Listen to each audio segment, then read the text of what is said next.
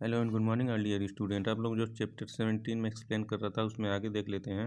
जो case study मैंने बताया था, जो सुनामी आई थी 26 दिसंबर 2004 को, ठीक है ना। उसमें बहुत ज़्यादा नुकसान हुआ था। किन जगहों को हुआ था आपका? जो कंट्रीज श्रीलंका, इंडिया और दूसरे जो अदर ईस्ट एशियन कंट्रीज हैं, वहाँ पे इसका बहुत ज़्यादा बुरा असर पड़ा था। बैडली अफेक्टेड इसने किया था, ठीक है ना। ऑन एस्टिमेट, अब जो एस्टिमेट के आधार पे जो है 3,50,000 people where killed in different countries, यानी 3 साढ़े 3 लाख लोग क्या हुए इससे, इस सुनामी में अलग अलग कंट्री में, अलग अलग देशों में लोग मरे थे, ठीक है ना। Large area were inundated, fields and building on the sea course were destroyed, जो किनारे की, समुद्र के किनारे की जो ज़मीनें थी, ठीक है, मैदान थे, बिल्डिंग्स थे, ठीक है, वो क्या हुए, डिस्ट्रॉय हो गए, बर्बाद हो गए। Of the primary cause of the high casualties was the curiosity when the water withdrew from the coast lines to fill the gap due to the earthquake. The people gathered to see this amazing miracle. जो इसमें क्या हुआ, जो primary काज था किसका, जो भूकंप आने का जो प्राइमरी काज था, कारण था, ठीक है ना, उसको वो लोगों ने क्या किया, जो कोस्ट लाइन के किनारे जो गैप बन गया था, उसको जाके लोगों ने क्या किया, एक जगह इकट्ठे होकर उसको देखा, इस मिरेकल को, ठीक है ना। Instead of going to high ground they never knew that a tsunami was approaching fast. उन्होंने कभी नहीं सोचा था जो सुनामी है वो उसका जो अप्रोच होगा इतना फास्ट होगा, ठीक है ना। इसके बाद since tsunami are not common in the Indian ocean, जो सुनामी है वो इंडियन ओशियन में कॉमन नहीं है, वो कभी कभी कभार की चीज़ है, ठीक है ना। There was no early warning system, हमारे वहाँ कोई भी अर्ली वार्निंग, यानी जो भूकंप, समुद्र में सुनामी आने का कोई भी ऐसा सिस्टम नहीं बनाया जो हमको उस आने से पहले उसकी क्या करे, बता दे कि ये आने वाली है, ठीक है ना। अब आगे देखते हैं टाइड्स। टाइड्स यानी कि जो ज्वार आता है समुद्रों में। A tide is the rise and fall motion of the sea water. जो टाइड क्या होता है, ज्वार होता है, ठीक है ना। ये क्या है, जो सी वाटर यानी समुद्र का जो पानी है उसका जो मोशन होता है, ठीक है ना, जो राइज एंड फॉल होता है, उसी को टाइड बोला जाता है।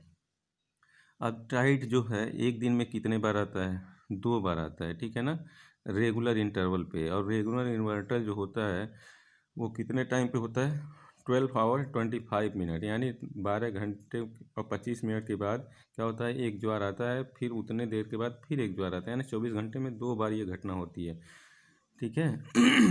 टाइड्स आने की। और इसमें जो इसका जो कारण है किसकी वजह से आता है, तो वो मून और सन का जो ग्रेविटेशन होता है, आकर्षण शक्ति होती है, ठीक है ना, उसी के से क्या होता है, ये समुद्रों में ज्वार आता है। High tide occurs when the water level rise to its highest level and fills the source.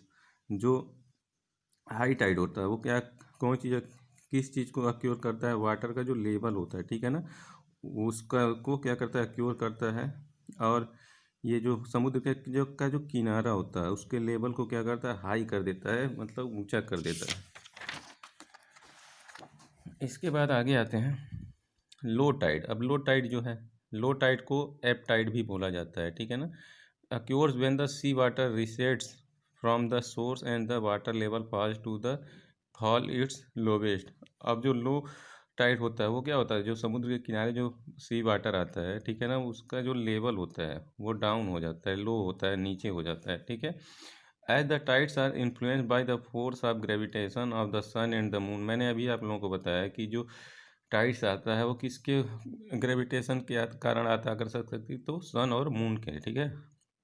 Higher tides are caused when the sun and the moon are located in the same direction. जो higher tides आता है वो कब आता है, जब moon और सन यानी चंद्रमा और जो सूर्य है वो, ठीक है, जब सेम डायरेक्शन में होते हैं तो हाई टाइड्स आता है, ठीक है ना।